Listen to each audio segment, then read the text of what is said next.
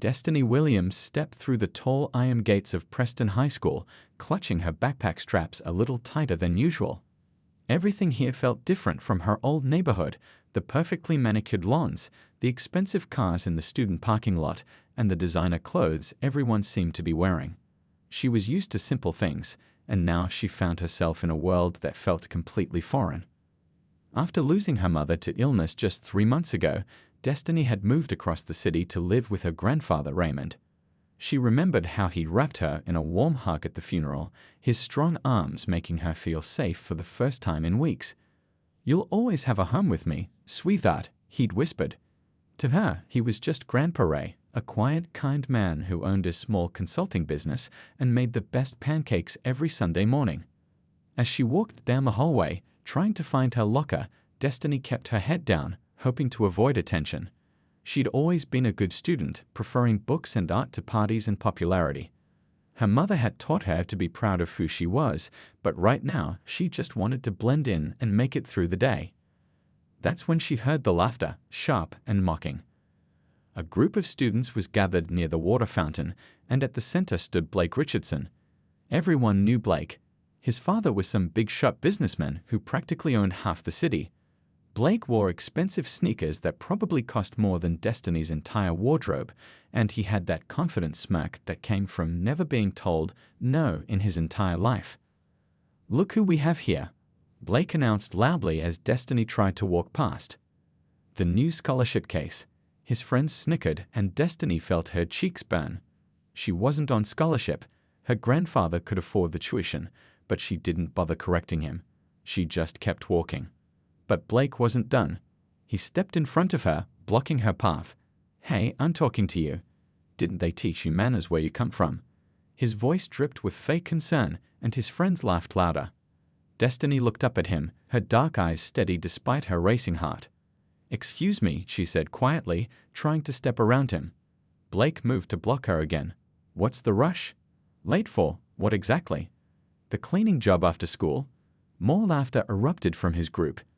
Something inside Destiny wanted to tell him off, to wipe that smug look off his face. But she remembered her grandfather's words from that morning. "Sometimes, sweetheart, the strongest thing you can do is walk away.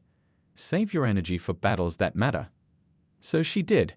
She ducked around Blake and hurried down the hall, ignoring the jeers that followed her. She found her locker and leaned against it, taking deep breaths to calm herself. Her hands were shaking as she tried to work the combination lock. "Don't let him get to you," a voice said softly. Destiny turned to see a boy with kind eyes and a gentle smile. "I'm Chris. Blake's like that with everyone new. He thinks his dad's money makes him untouchable." "Thanks," Destiny managed, finally getting her locker open. "I'm Destiny. Nice to meet you. If you need help finding your classes or anything, just let me know." Chris gave her an encouraging nod before heading off to his own class. As the day went on, Destiny noticed Blake watching her in class, whispering to his friends and laughing. She tried to focus on her work, but it was hard to concentrate when she could feel hostile eyes on her back. At lunch, she found a quiet corner in the library to eat her sandwich. Through the window, she could see Blake and his crew holding court in the cafeteria, probably planning their next target. She thought about calling her grandfather but decided against it. He had enough to worry about with his business. Besides, she was 16 now, old enough to handle a school bully on her own. Little did Destiny know that her grandfather Raymond was far more than just a businessman with a small consulting firm. And Blake Richardson was about to learn that some people aren't as powerless as they appear. The next few weeks at Preston High became a daily challenge for Destiny. What started as occasional comments from Blake had grown into something much worse. Every morning, she'd take a deep breath before walking through those school gates, preparing herself for whatever new torment awaited. It began with small things. One day, she opened her locker to find all her books soaked in soda. Another time, someone had stuck gum in her hair during class, forcing her to cut off a chunk of her beautiful curls in the bathroom. Blake was always nearby, watching with that satisfied smirk, but never leaving any evidence that could tie him directly to these incidents. Her grandfather noticed something was wrong when she came home with red eyes one afternoon. "Bad day at school, sweetheart?" he asked, looking up from his newspaper. Destiny forced a smile and shook her head. Just tired, Grandpa. Lots of homework. Raymond studied her face for a moment, then nodded slowly. He didn't push, but Destiny could feel his concerned gaze following her as she headed upstairs. The situation took a darker turn when Blake discovered social media could be his weapon. Fake accounts started posting horrible things about Destiny online. Photoshopped pictures appeared, spreading lies about her. Messages flooded her phone at all hours, each one more hurtful than the last. She changed her number, but somehow the messages found her again. Chris, her only friend at school, tried to help. "You should report this," he urged her during lunch one day. They were sitting in their usual spot in the library, away from prying eyes. "This isn't just bullying anymore, it's harassment." Destiny shook her head. "And say what?" "That the son of the most powerful man in town is making my life miserable. Who's going to believe me over him?" She'd already tried talking to her homeroom teacher, Mrs. Peterson, but had been told that without proof, there was nothing the school could do. The breaking point came on a Thursday afternoon. Destiny was carrying her lunch tray through the cafeteria, carefully navigating between tables. She didn't see Blake's foot until it was too late. Her tray went flying, sending food everywhere. As she lay on the ground, covered in spaghetti sauce and milk, the entire cafeteria erupted in laughter. Blake stood over her, phone in hand, recording everything. "Oops," he said loudly. "Guess some people just can't walk and carry things at the same time." His friends howled with laughter, and soon other phones were out, capturing Destiny's humiliation from every angle. Something inside her snapped. She got to her feet, sauce dripping from her clothes, and looked Blake straight in the eye. "Why are you doing this?" she asked, her voice surprisingly steady. "What did I ever do to you?" Blake's smile faltered for just a moment, then returned crueler than before. "You don't belong here," he said, loud enough for everyone to hear. "This school isn't for people like you. Maybe you should go back to whatever hole you crawled out of." The cafeteria went silent. Even Blake's friends looked uncomfortable, but he wasn't done. He stepped closer, his voice dropping to a whisper that only Destiny could hear. "Your kind always thinks they can come into our world and take what's ours. Well, I'm going to make sure you learn your place." Destiny felt tears stinging her eyes, but she refused to let them fall. Not here, not in front of him. She turned and walked out of the cafeteria with as much dignity as she could manage, ignoring the whispers and stares that followed her. In the bathroom, she cleaned herself up as best she could, using paper towels to wipe sauce from her hair and clothes. Her hands were shaking, and this time she couldn't stop the tears. She'd faced bullies before, but never anything like this. Never someone with so much power and so little conscience. What Destiny didn't know was that the cafeteria had security cameras. What she didn't see was the security guard in the office, watching the footage with a frown. What she couldn't have guessed was that this guard had worked for her grandfather years ago and still kept in touch with his old boss. That evening, as Destiny pretended everything was fine at dinner, her phone buzzed with a message from an unknown number. Mr. Raymond should know what happened today. She deleted it immediately, assuming it was another prank. But somewhere across town, a video file was being sent to a very different phone, setting in motion events that would change everything. Blake Richardson had no idea what was coming. He thought his father's money and influence made him untouchable. He was about to learn just how wrong he was. Friday afternoon, the school parking lot was nearly empty. Destiny had stayed late in the library, working on a history project, hoping to avoid the usual after-school crowd. As she walked toward the bus stop, her backpack heavy with books, she felt a strange sensation, like someone was watching her. The sun was already setting, casting long shadows across the pavement. She quickened her pace, her footsteps echoing in the quiet lot. That's when she heard them, multiple footsteps behind her, getting closer. "Leaving so soon?" Blake's voice cut through the silence. Destiny's heart sank as she turned to see him and 4 of his friends forming a semicircle around her. There was something different in Blake's eyes today, something darker, more dangerous. "Just let me go home," Destiny said, trying to keep her voice steady. She looked around for help, but the parking lot was deserted. Even the security guard's booth at the entrance was empty. Blake stepped closer. "You embarrassed me yesterday," he said, his voice low and threatening. "Walking away like you're better than me, making me look weak in front of everyone." "I didn't do anything," Destiny protested, backing away slowly. "You're the one who's been." "Shut up," Blake shouted, his face turning red. "I'm sick of seeing you walk around here like you belong. It's time someone taught you a lesson." Before Destiny could react, Blake shoved her hard. She stumbled backward, her backpack throwing her off balance, and fell to the ground. The contents of her bag scattered across the pavement: books, pens, and the small photo of her mother she always carried. Blake kicked her books aside and stood over her. "Get up," he demanded. When Destiny tried to stand, he pushed her down again. His friends laughed, but it was a nervous sound, like they weren't sure how far this would go. Destiny's knee was scraped and bleeding, her palms stinging from the rough concrete. Fear coursed through her body, but so did anger. She tried once more to get up, and this time Blake didn't just push, he kicked her in the side. The pain was sharp and immediate. Destiny curled up, trying to protect herself as Blake raised his foot again. His friends were no longer laughing. One of them, a boy named Tyler, spoke up. "Hey man, maybe that's enough."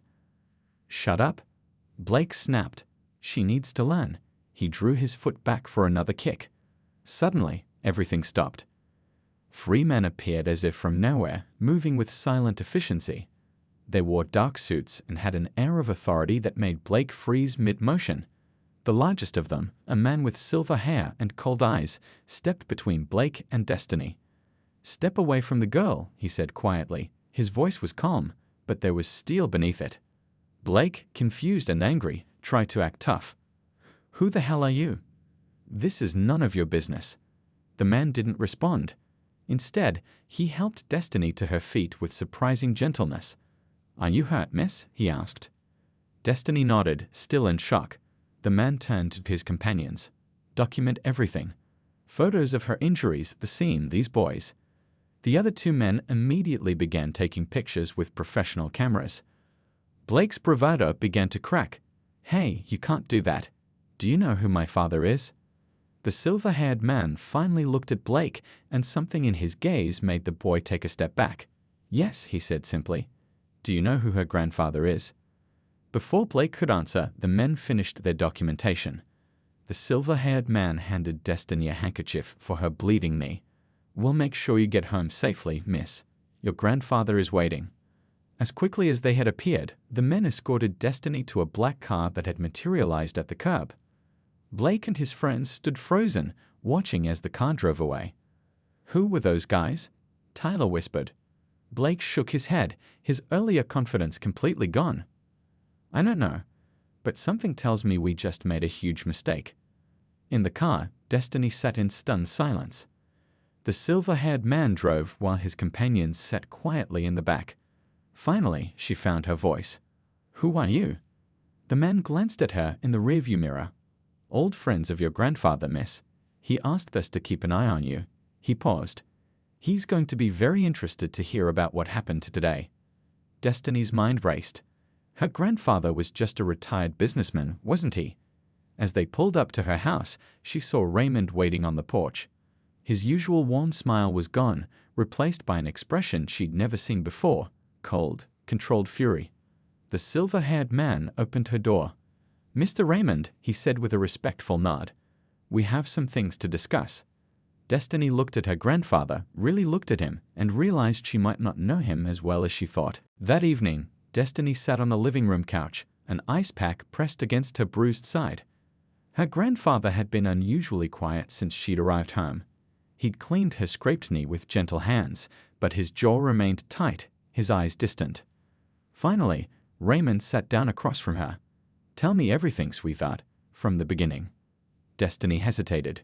She'd kept so much from him, not wanting to worry him.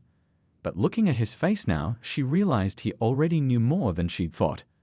So she told him about Blake, the daily torment, the social media posts, and finally, today's attack in the parking lot.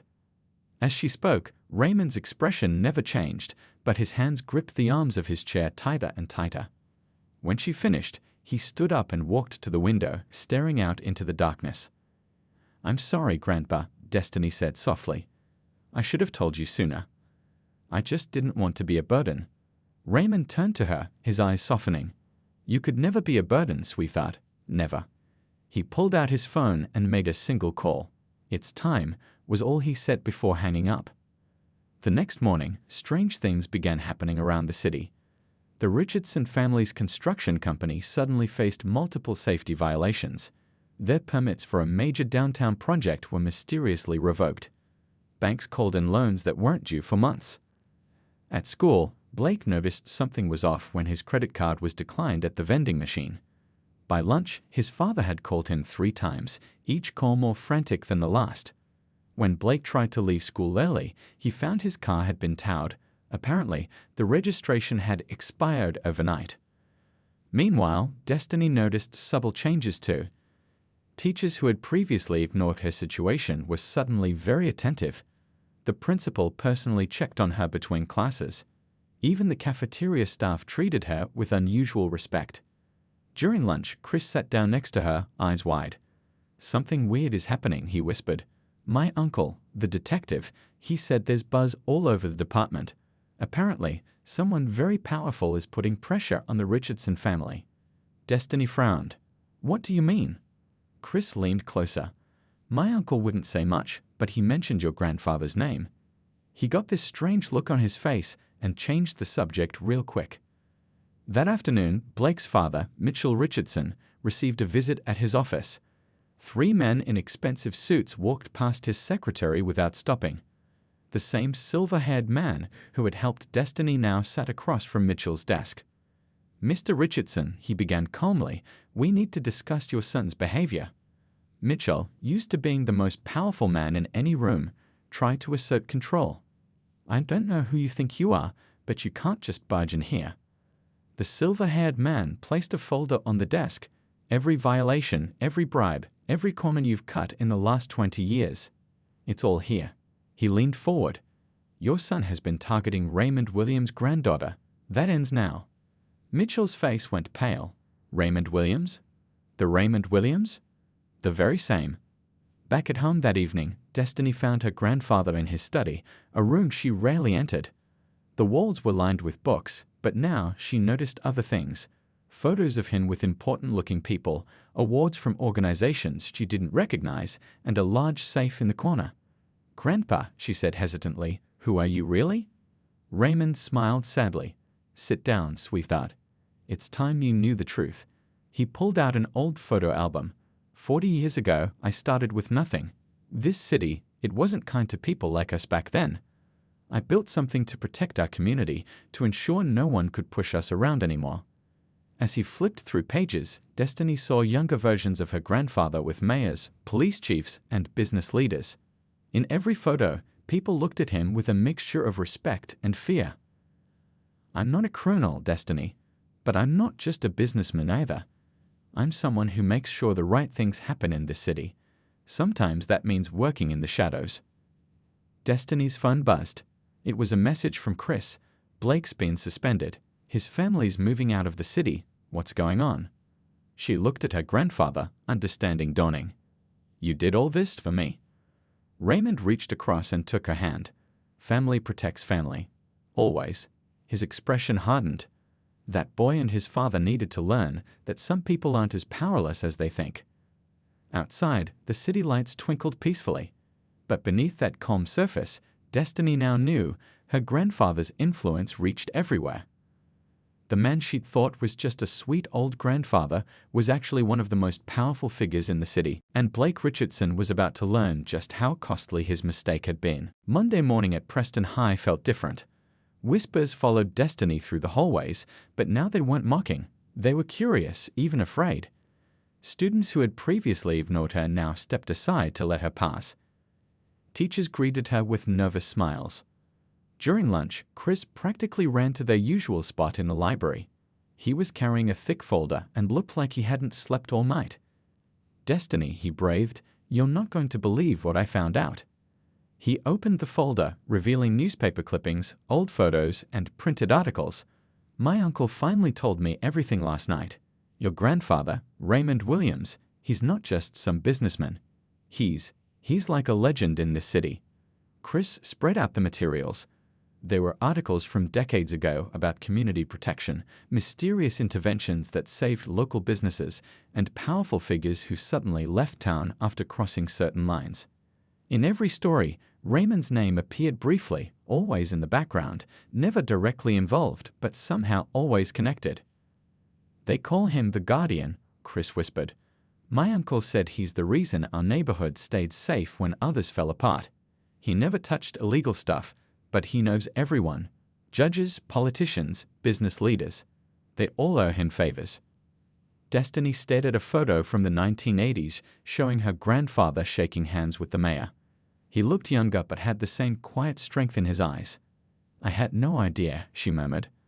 Meanwhile, across town, Blake's father was having his own revelation.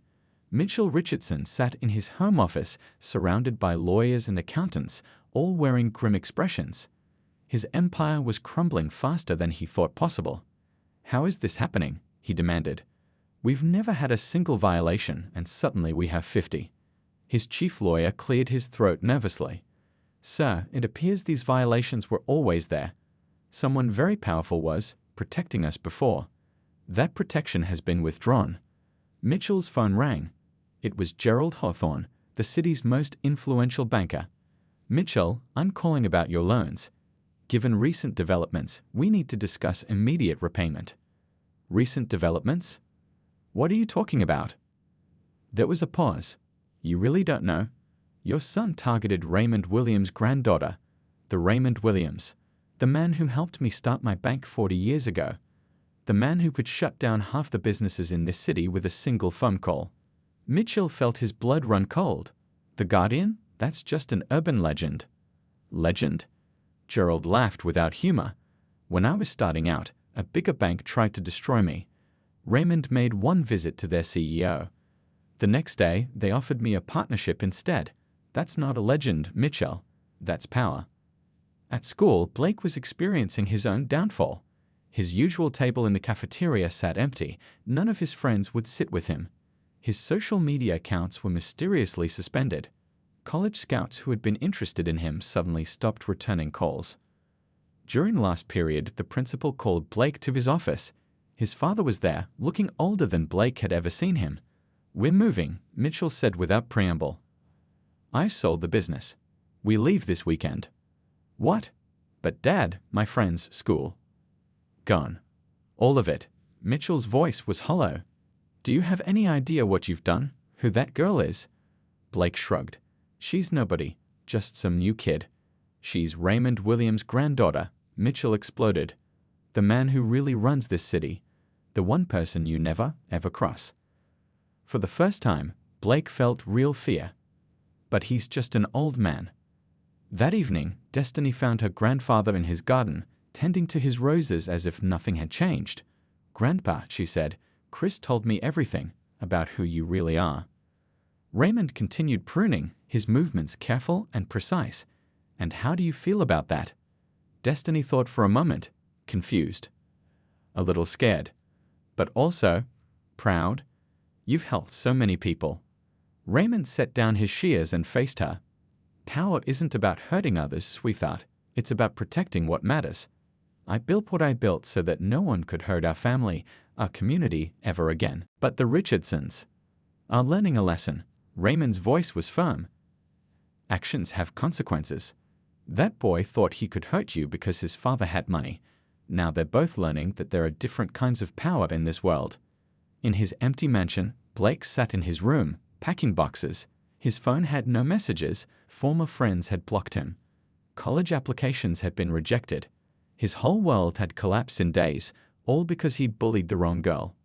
Outside, a black car drove slowly past the Richardson house.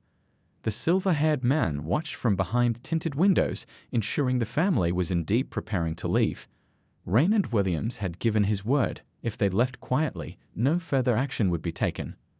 But if they stayed, if they tried to fight back, well, they hadn't seen anything yet. The Richardson mansion, once a symbol of power and wealth, now felt like a prison.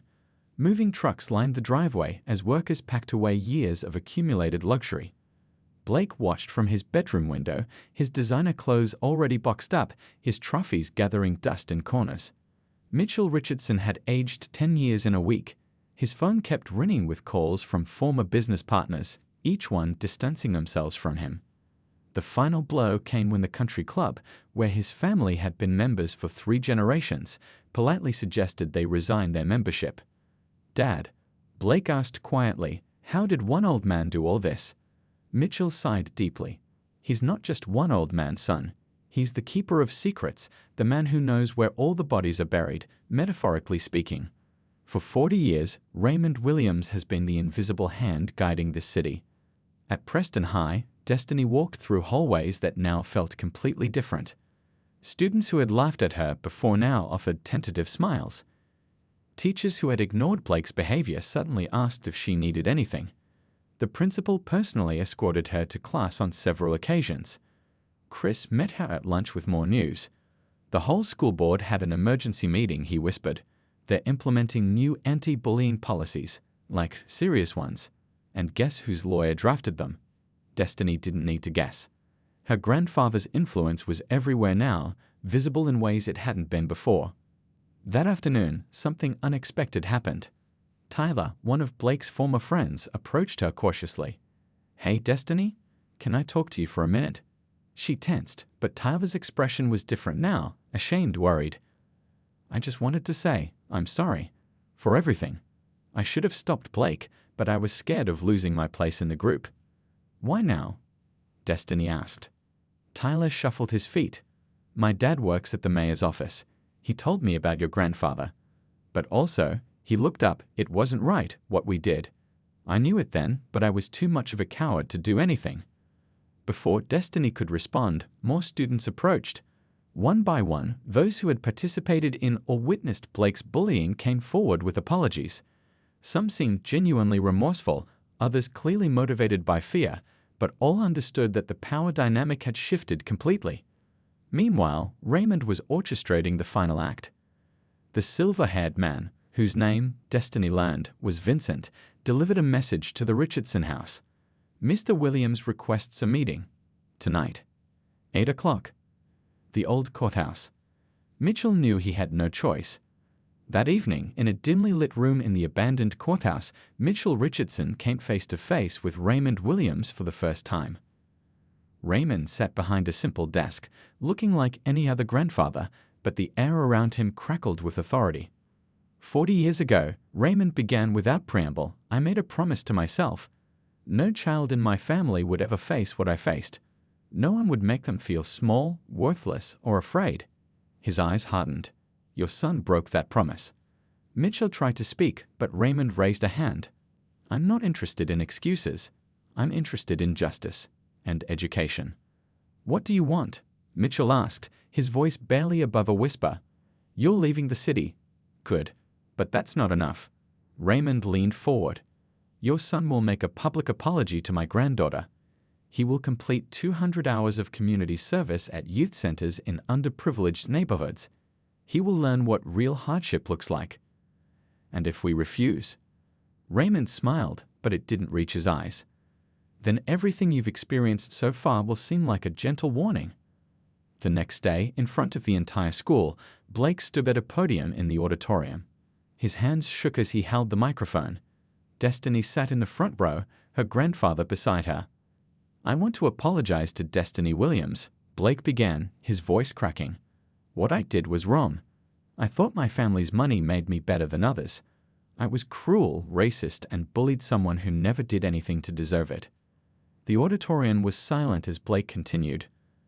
"I'm leaving Preston High, but before I go, I want everyone to know that Destiny is a better person than I'll ever be. She faced my harassment with dignity and strength. I'm ashamed of my actions, and I hope someday I can become someone worthy of forgiveness." As Blake stepped down, Destiny felt something she hadn't expected, not satisfaction, but sadness. Sadness for the boy who had learned about power the hard way, for the family that had lost everything, and for herself, knowing that her life would never be simple again. Raymond squeezed her hand. "Justice isn't always sweet, sweetheart, but it's necessary." The Richardson family left town that weekend. That mansion sold at a fraction of its value. Mitchell's business empire was divided among local companies, many owned by people Raymond had helped over the years. But this wasn't the end of the story.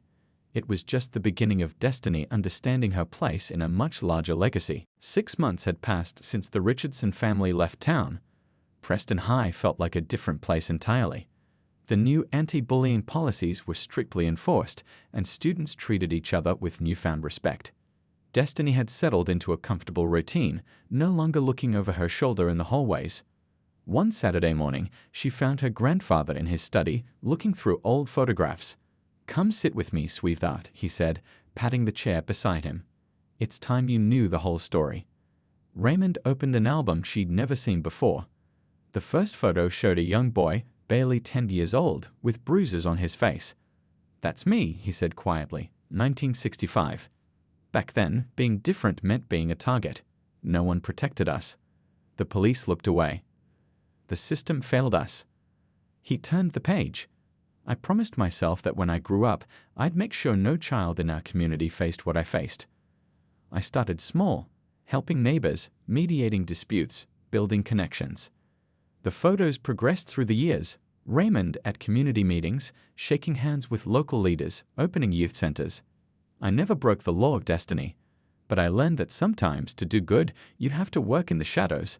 You have to know everyone's secrets, understand what makes them tick." "Is that why they call you the Guardian?" Destiny asked. Raymond smiled. "That name came later, when people realized I could solve problems others couldn't, when they saw that justice didn't always come from courtrooms." That afternoon, they visited one of the community centers Raymond had built. Children played basketball in the gym while tutors helped students with homework in the library. In one corner, Destiny was surprised to see Blake Richardson wearing a volunteer shirt, helping younger kids with their math assignments. Blake looked up and saw her. For a moment, they just stared at each other. Then Blake approached slowly. "Hi, Destiny. I'd volunteer here now, every weekend." "How's it going?" she asked, genuinely curious. "It's different." "Good different." Blake gestured to the kids. "These children, they've been through so much. Makes my old problems seem pretty stupid." He paused. "I'm sorry, really sorry. Not just because I had to say it, but because I understand now what I did." Destiny nodded. "I believe you." As they left the center, Raymond explained, "Real change comes from understanding, not just punishment." That boy needed to see beyond his bubble. Later that week, Chris shared exciting news. "I got into journalism school. I want to tell stories like your grandfather's, about people who make a real difference." Destiny smiled. "You'll be great at it." The final surprise came at graduation. As Destiny walked across the stage to receive her diploma, she noticed something unusual. In the audience, alongside her grandfather, sat several distinguished-looking individuals: the mayor, the police chief, prominent business leaders. They weren't there for their own children. They were there for her. After the ceremony, they each approached Raymond, paying their respects. Destiny realized she was witnessing something profound, the transfer of a legacy. These people weren't just acknowledging her grandfather, they were acknowledging her as his heir. That evening on their porch swing, Raymond handed Destiny a small key. "This opens a safety deposit box. Inside, you'll find everything: contacts, information, the network I've built over 40 years. One day, this city might need a new guardian." "Grandpa, I'm not sure I can be like you." "You don't have to be like me," he said gently. "Be better. Times change. Methods change. But the principle remains: protect those who can't protect themselves." Destiny thought about her journey, from the scared new girl to someone who understood the complex web of power and responsibility her grandfather had woven. She thought about Blake, learning humility through service. About Chris, inspired to seek truth. About the ripples one person could create. "I used to think power meant being able to hurt others," she said. "Now I know it means being able to help them." Raymond nodded approvingly. "That's the first lesson. Power isn't about fear, it's about respect. Not about taking, but about giving. Not about revenge, but about justice." As the sun set over the city, Destiny held the key in her hand, feeling its weight. She wasn't just holding a piece of metal, she was holding a responsibility, a legacy, and a promise to continue what her grandfather had started. The girl who had once been bullied for being different now understood that being different was her strength. The grandfather, who had seemed like just a sweet old man, had taught her that true power comes from lifting others up, not tearing them down. And somewhere in the city, in community centers and boardrooms, in police stations and schools, people spoke in hushed tones about the Guardian's granddaughter, wondering what kind of leader she would become. The story of the high school bully and the girl he never should have messed with had ended. But the story of Destiny Williams, the next Guardian of the city, was just beginning.